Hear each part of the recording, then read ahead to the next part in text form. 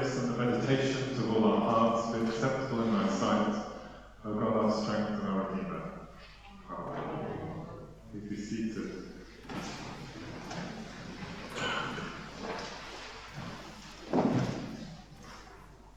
There's a great deal of stuff around today, very good stuff around today about well-being and finding peace, around mental health stuff and sort of like looking after our bodies and all that kind of stuff. That's really important. It's really important. So we run workshops here during the week where sort of groups have asked to run workshops for people, and people from the locality have come and learned about how to kind of calm down, how to, it's all wonderful stuff. Lovely. This morning we heard about a different type of peace. When we hear about Jesus talking about peace, or when we hear about Paul talking about the peace that Jesus brings, we're talking about something different. It's not just about a calmness. It's not just about us being healthy in mind, body and spirit, although it can contribute to that, no doubt. It's about our relationship with the one God. It's about our relationship with the one God.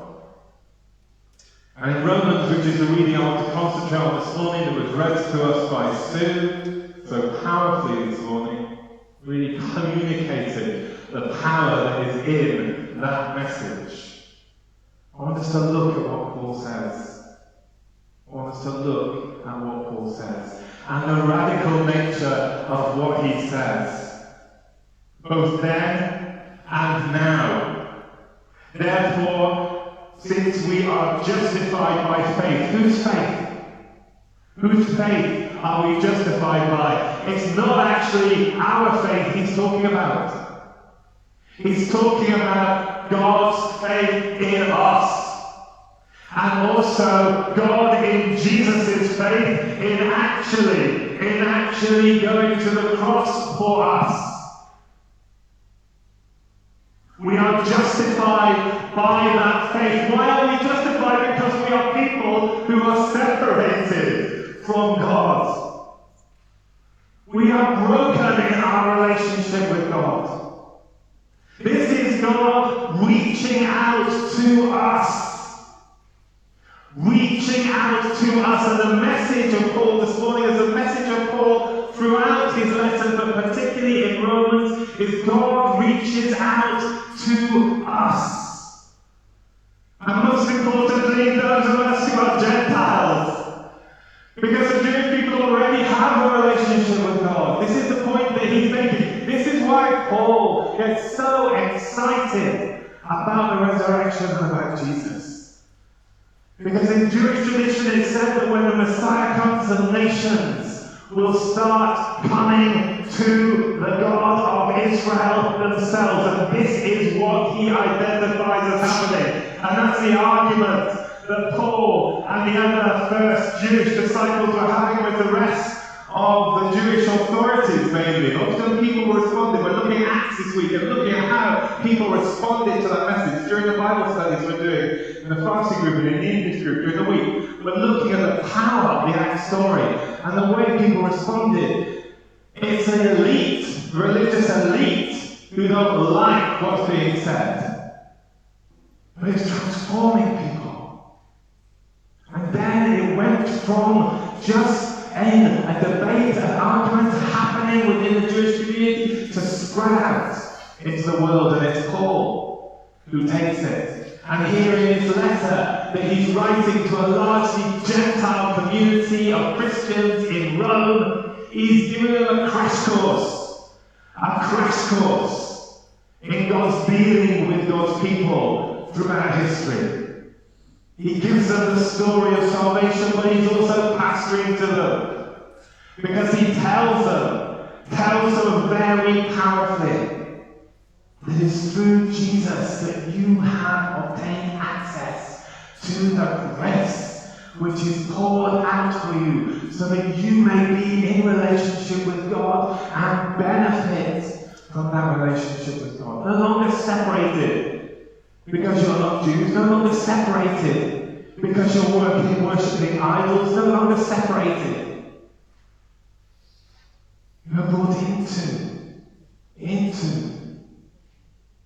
the family of God, so that you may know God's grace and live God's grace in the world and communicate that to others.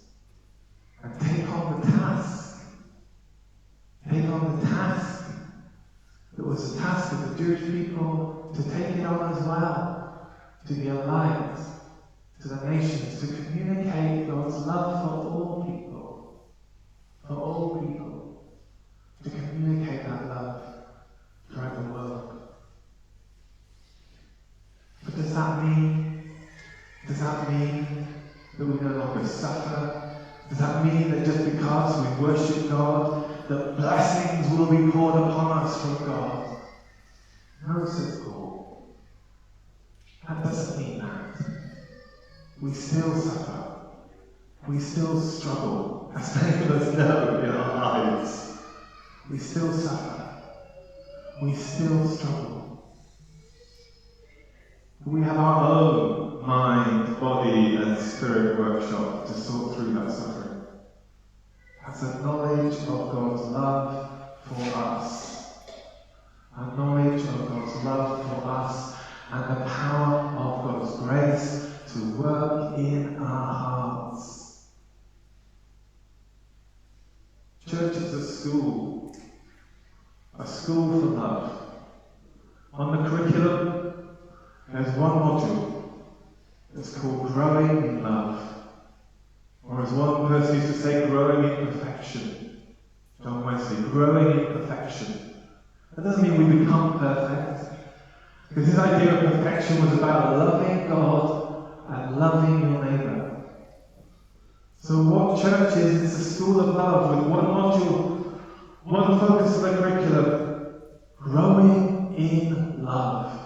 Growing in our knowledge of God's love for us. Growing in our love for others because we know that God loves us. We're a school for love. A school for love. To grow in love, to know love. And so when we struggle, when we suffer, the idea is we can support one another in that. But also we can turn to God. Suffering isn't what God wants. God doesn't make us suffer in order that we can grow. Suffering is against God's plan. But the beginning, the coming of Messiah, the resurrection of Jesus is the beginning of the transformation and the full consummation of the world into God's kingdom. It's begun but isn't completed. Therefore there will be struggling. Therefore there will be struggling. There will be suffering that will continue. But because we are in the school of love, we bring that to the school. We bring that to the church. We bring that to the sacrament. We bring that to Jesus. We bring that suffering to God, and we open our hearts to be empowered so that we may, even in our suffering, grow in love.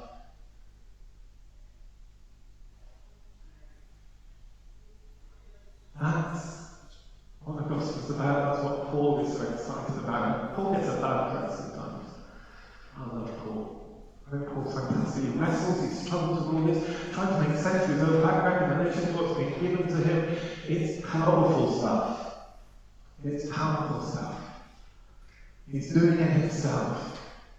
A human being wrestling with the understandings of God, moving from persecutor to proclaimer. What a transformation. Not always getting it right. Sometimes even admitting that he's not very right.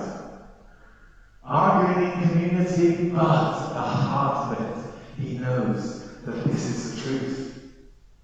And he's got a love for the Gentiles. He's got a love for the message that he has to communicate. He's got a love for us.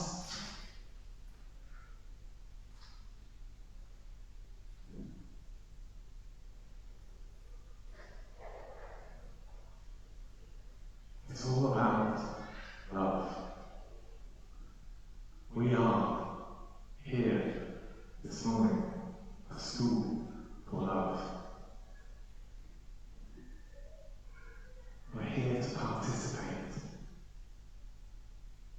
here just to sit through a church service.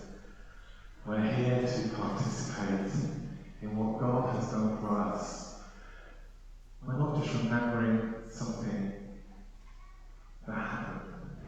When we see that as nice or nasty or horrible, what happened in terms of the cross, we're not just here to remember something that happened. We're here to acknowledge and to accept that there is a God who loves us, a God who loves God's creation, a God who seeks to redeem that creation, a God who seeks to reach out to us and have a relationship with us, who reaches out to us in word, in the scripture that we hear this morning, and in sacrament.